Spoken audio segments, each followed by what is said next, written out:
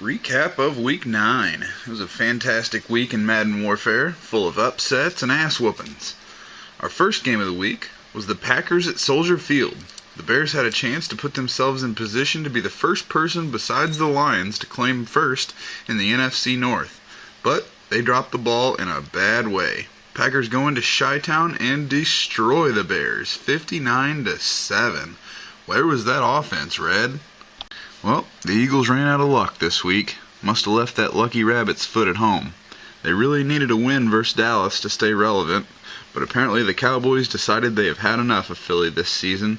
Dallas more than doubles the Eagles' point total and cruises to victory in the Big D as the Eagles drop back to 4-4.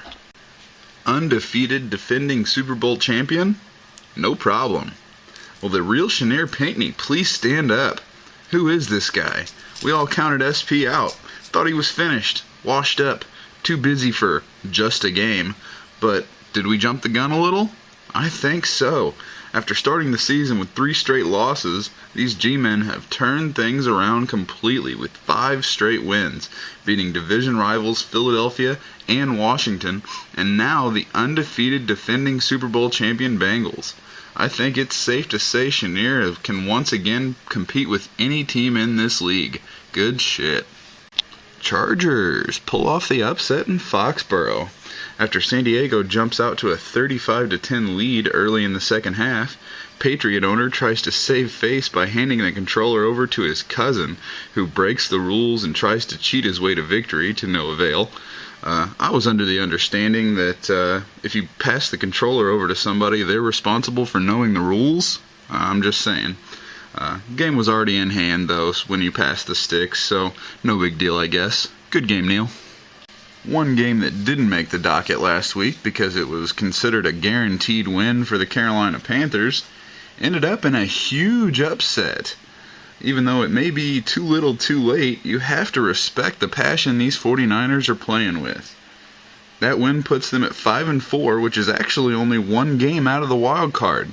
Keep it up, San Fran, and you may squeeze your way into the playoffs. Alright, now down to business. Week 10, Games of the Week. Our first game of the week is the only undefeated team left in the NFL, the Buffalo Bills, going to Music City to play the 1-loss Tennessee Titans. The number 2 offense in Tennessee versus the number 1 defense in Buffalo. Should be an exciting game tonight. Who will prevail? Will it be the opportunistic defense anchored by Super Mario Williams and Marcel Darius on that D-line? Will they be able to force Locker to let that ball go before speedster Gary Slaughter and route-running specialist Kenny Britt can break loose of the Buffalo corners, allowing Aaron Williams and Dedrick Franklin to make the plays they were brought to Buffalo to make?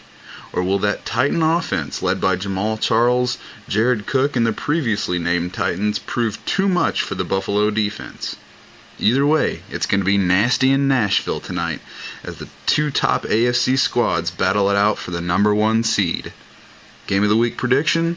Titans pull away late and win the game by 13. Butter me up, because I am on a roll. That was the statement we got from New York Giants owner Chenier Pinckney after his huge win last week versus the Bengals. That was an excellent win, and I'm not taking anything away from you. But this game here is the one you need if you want to prove you're back and here to stay. Dallas has done everything but walk away with this division this season, and will continue to do so unless New York does something about it right here and right now. Dallas comes in with a 7-1 record and 2 wins over both the Eagles and Redskins. A win here pretty much wraps up the division for Dallas. With New York sitting at 5-3, splitting the season series with Dallas would leave them on the outside looking in, which is just not an option. Their only chance is to take both games from Dallas this season and steal the division away from America's team. Easier said than done, though. A multiple weapon arsenal and great scheme has made Dallas a tough team to beat this year, and I predict it remains the same this week, as Dallas beats the G-Men 45-37. It's finally here. The East meets the Beast.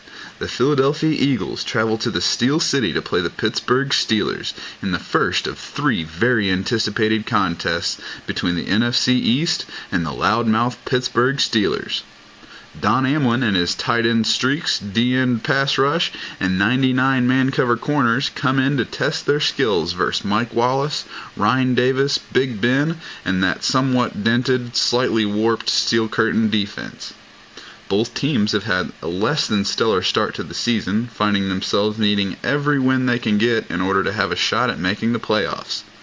After a loss last week, Philly comes in at 4-4, looking to stay above 500 with a win this week versus the Steelers.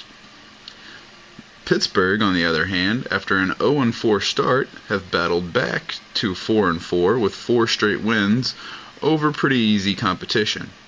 Will the Steelers be able to keep the streak going, or will Philly get back on the winning track with a road victory? The brilliant minds at Game of the Week predict a close contest as the Steelers edge out the Eagles 41-35.